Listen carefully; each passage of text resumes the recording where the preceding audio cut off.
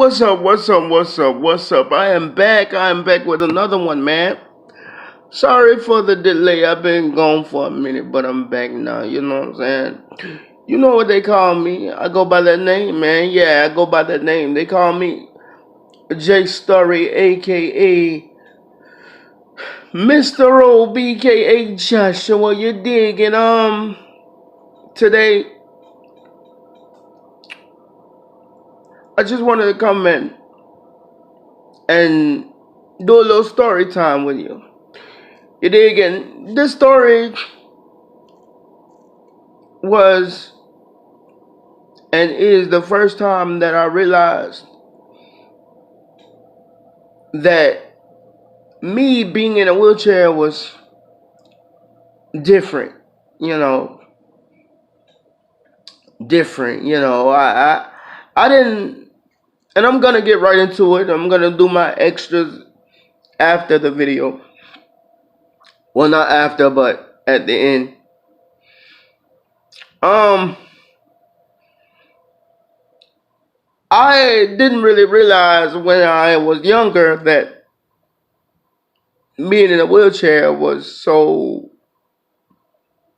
different. I didn't realize this because everybody that I saw in elementary school was, well, not everybody, but some of the people that I saw in elementary school were like me. They would get on the floor and they would crawl with me. They would play with me. They would sit on their knees and play catch with me. You know, that was like way in the beginning of my elementary school career.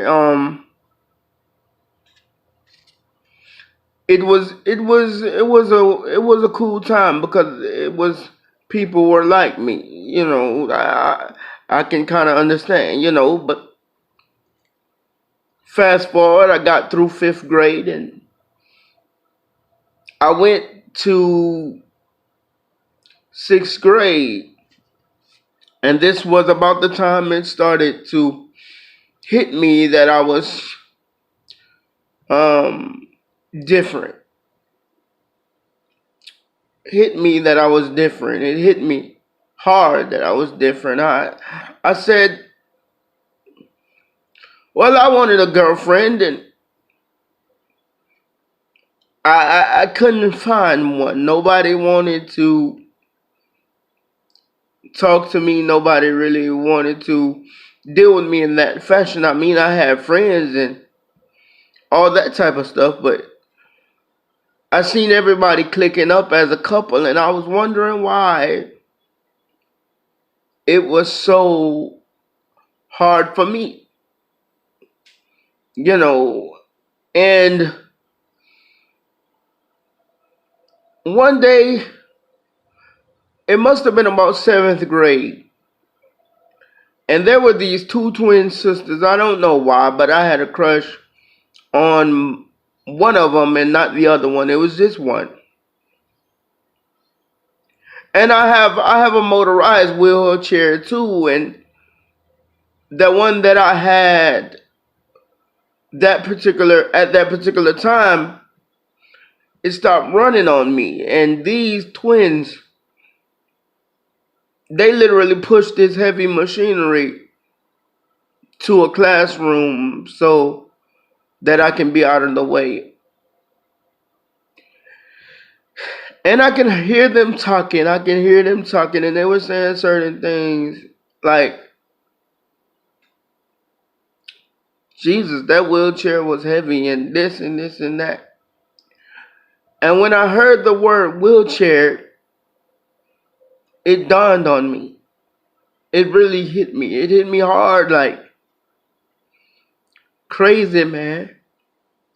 Now I understand why no one really wants to talk to me. No one really wants to be a couple with me because I am different. I have an apparatus strapped to my back to help me move around. And nobody else has these things that I'm seeing except myself. Although there were more people in wheelchairs at this particular middle school, but at the time I just really felt alone because, I mean, like I said, I had friends and things like this, but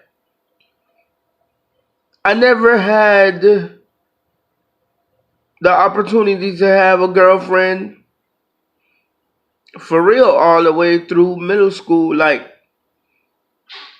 I had a really big crush on this one particular girl, and I won't call her name. I found her on Facebook, and me and her brother, we're cool, and she's cool with me, and her daughters are beautiful and all of that. And she knew I had a crush on her. She knew. But I guess she didn't want to deal with the different, And when people, I want to say this, when people tell you in a wheelchair that it is hard for them to date, please listen.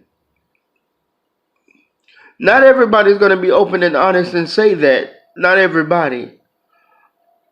But if you do, fortunately enough, run across someone that will tell you the truth, and they say it's hard for them to date somebody, it's not because they don't want to, it's because society pretty much says they're not allowed to. Because they're different. They need a whole lot of, or a little bit more extra attention than the average person. So it's almost like you're secluded by yourself.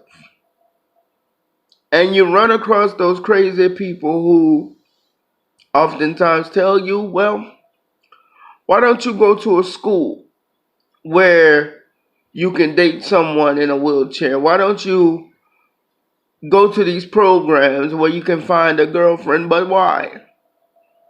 That's the question that I always end up asking, is why? Because the way I feel is that I'm no different from you, and you're no different from me.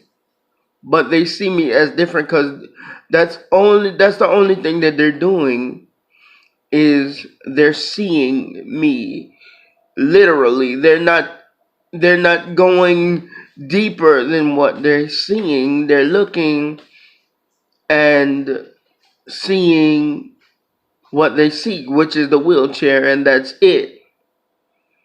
Am I allowed to love? Yes. Am I allowed to crush? Yes. Am I allowed to be a human?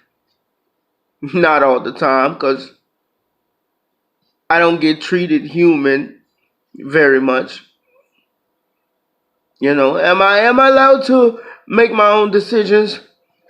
Yes, but sometimes you feel like Pinocchio because you got so many people with strings in your back telling you what you can and can't do, even though you're grown and you feel like you can do it and you just can't do it. Sometimes different can make you feel a little wonky, man. I mean, when I heard those girls say that, I knew that my life was going to be different. I knew that it was going to be hard. I didn't know how I was going to encounter the opposite sex like that, but thank God for the internet and things of this nature, because it made it relatively easy. Now, when I got to high school, that's a whole nother story time. I won't go into that. But you have to be careful when people say they like you in high school too. Trust me, I know. Trust me. If you get this video to 4 likes, I'll share another story time. You know what my name is. Share this with your friends, family, your loved ones, your sisters, your brother. Maybe they need to be encouraged. You know what I'm saying? But there's nothing wrong with loving and being in a wheelchair. There's nothing wrong with loving somebody who's different. There's nothing wrong with crushing on somebody that's different, you know. Because everybody deserves a fair chance at love. But press that notification bell so that when I post again, you know that I'm on your television screen, your phone screen, your computer screen, your tablet, whatever you may use for your devices. Press that subscribe button. Thank you to my new subscribers. I appreciate you guys. Leave your comments down below. And until next time, I'm gone.